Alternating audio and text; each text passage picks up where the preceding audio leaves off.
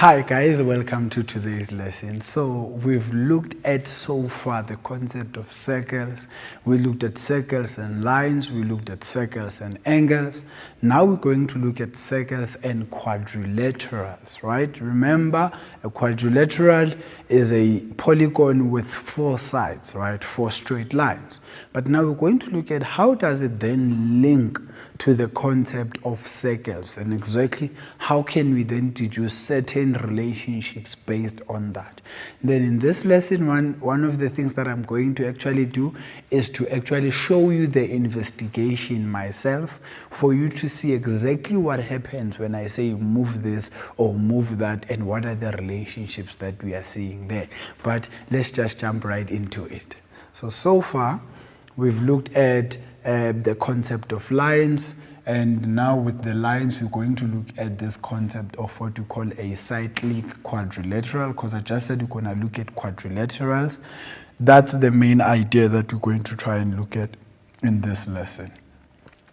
Now, have you ever thought about, is it possible to construct a circle around any 3 points, one, that are not collinear, using, you know, the drill, the compass, the ruler, and the pencil? Not collinear meaning they don't lie on the same straight line, right, where maybe it's A, B, and C. Rather, it will be points that are like this. So is it possible for me to draw a circle around these 3 points that I have on the board? That's what you need to think about, right? So remember, collinear is when points lie on the very same straight line. That's what we're talking about. But if they are just everywhere, then we say they are non-collinear, or they are not collinear. Now, to do that, the very first thing that you will need to do is to construct a perpendicular. Remember what this introduces. Remember when we started, we looked at the concept of any line from the center perpendicular to the chord actually passes through the center, right? So you know that. So to construct that, you know, you'll need to construct a perpendicular bisector of that line. That's one thing. But also, the perpendicular bisector of a chord, it normally passes through the center of the circle, right? That's what I'm just talking about now. So that means if I construct another perpendicular for this other chord, which is this one here, where they intersect one another will then be the center of the circle, which I will call O. And therefore, using your compass, you will then place your point, your sharp point here, and then your pencil on any point. When you construct the circle, you will see it will pass all 3 points that we have there. Just try it. Remember, the first thing that you need to do is to construct a perpendicular for these 2 points, right? And then the second thing, another perpendicular for those 2 points. Where those two are intersecting with one another, that's the center of the circle. Please try it at home so that you can see what we are talking about there. Now also, if now we have 4 points, what does that then mean, right? Can I still construct a circle around those 4 points that we have there? Let's look at it. Right, so here are my points. Now I want you to think about what exactly is the theorem that links 4 points to the circle, right? Remember, we said if I have 4 points on the circumference of the circle and 2 angles are equal to each other, right, that are on the same segment, then it introduces the concept of what? Angles on the same segment. So that's the concept we can use to try and construct this particular circle around these 4 points that we have that are not collinear to one another. But let's see exactly what do I mean. Right, so an angle subtended by a chord of a circle on the same side of the chord are equal. Remember, that is angles in the same segment. So meaning, If I was to join those points such that I have this angle being equal to that angle, I will then construct a perpendicular of this line and then a perpendicular of this line as well, using the very same thing that we spoke about, and then that will then be my center, right? And if that's the case, then my circle will look something like this. I just did not show the constructions here, but remember, the center, you find it by constructing the perpendicular to this one and the perpendicular to that one, or the perpendicular to this one. Wherever they are intersecting, they will then be intersecting at the center of this particular circle. Now, if a line segment joining 2 points subtends equal angles, right, at 2 points on the same side of that, then the 4 points are concyclic. Now, I want us to talk about this concept of concyclic, guys. Concyclic would mean all 4 points lie on the circumference of the circle. I will repeat that. Concyclic means all 4 points lie on the circumference of that particular circle, right? That's what it means to have concyclic points. So meaning, if with this particular converse that I have here, if the line segment joining those 2 points subtends equal angles at 2 points on the same side of the line segment, then those 4 points are concyclic, which is this particular case that I have here, as I showed you when you're trying to construct a circle around these 4 points. And then our reason is converse angles in the same segment. Now, our big idea right now is actually to look at a quadrilateral, right? A quadrilateral would then be, you know, a quad is a polygon that has 4 straight lines or straight sides that are joined together. So polygon with 4 straight sides has 4 angles that add up to 360. It may be irregular or regular. The regular one would be things like a square, things like a rectangle, right? Things like a rhombus, but irregular would be just me having any quadrilateral for that matter, something like this. That's an irregular. Me having a quadrilateral that looks something like that.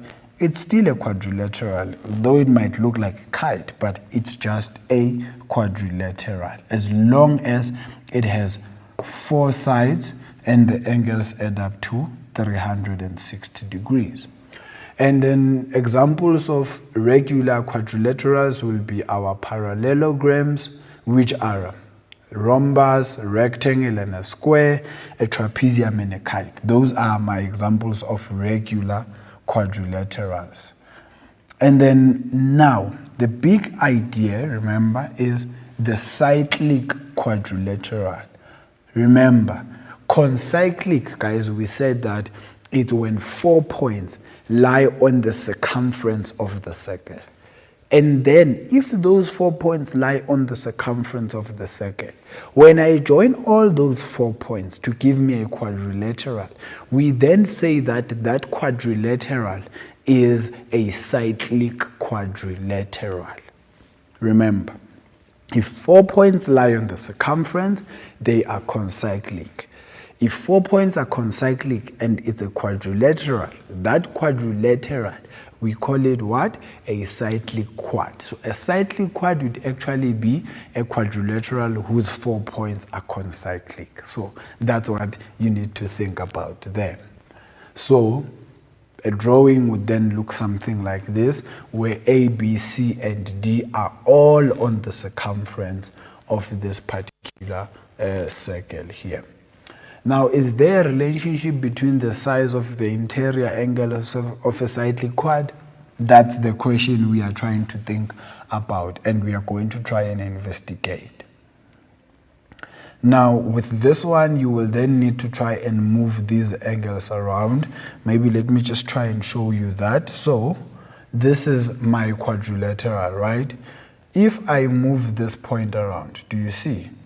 my 114 and my 66 stays the same. But my 116 there, it keeps on changing, and my angle D keeps on changing, keeps on changing, keeps on changing. If I go this side, you see, now I have something different. It's no longer a quadrilateral, right? Similarly, if I move this 80 here, do you see? I have the 80 and the 100, they stay the same, but the others are changing as you are trying to move this thing, right? As you're moving this point around, right? So that's the big idea. But now look at what is happening as you are trying to move. Angle D is 80 degrees. Angle B is 100 degrees. When I add them, it's 180. Angle A is 103. Angle C is 77. When I add them, it's 180. Let's see when I move it what happens. I'm at 91 and 89. That's still 100. B and D still 180. Or still 180, I mean. I move it again. I'm now at 180, 180. It's 180, 180. But the opposite angles, please look at that. Let me move this one again. You see, I have 65, 115. That's 180. 180. You move it like that. See, so far, all these angles, they're showing us that no matter how you move it, it will always give us the 180 that we are talking about with the opposite angles. But that's what we are just trying to look at in terms of the theorem, right? So there is a relationship. The relationship is that if I add these opposite angles, I'm supposed to get 180.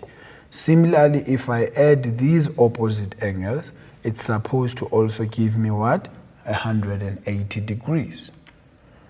Right, so you move the point along the circle, and you can see that as you are moving it, I said, look at the angle C and the angle A. You saw that when you add them, it still does give you 180. Similarly with B and D, you can see it normally gives you 180 as you are trying to move it. Now, when angles add up to 180 degrees, we call them supplementary angles. That's the big idea. Guys, remember when you were earlier on doing maths, we spoke about complementary angles and supplementary angles earlier on in the grades of you doing maths, right? That means supplementary add to 180, complementary add to 90 degrees. So that's what we are talking about. But with the cyclic quad, they are definitely supplementary to one another. So that's what we're talking about there. So you can see that even with this one here, 86 plus 94 is 180, 114 plus 66 is 180. You still move the point around, it will still give you the very same thing as what we spoke about, right? So the big idea here is that if I have a circle like this and I have a quadrilateral inside there, when I want to add this angle and that angle, you saw our investigation says that they need to amount to 180. If I want to add that angle and that angle, they also need to amount to 108. But we're going to then try and classify this as a theorem when we come back from the ad break. For now, I want you to think about this. Is there a relationship between these angles of these four concyclic points that form a cyclic quadrilateral? And also, what exactly makes a cyclic quadrilateral? That's what I want you guys to be thinking about right now as we go into an ad break. And as soon as we are back, I'm then going to give you the theorems that have to do with this investigation and our conjunctures as we've been doing with the other lessons. Stay tuned, I'll be back just now.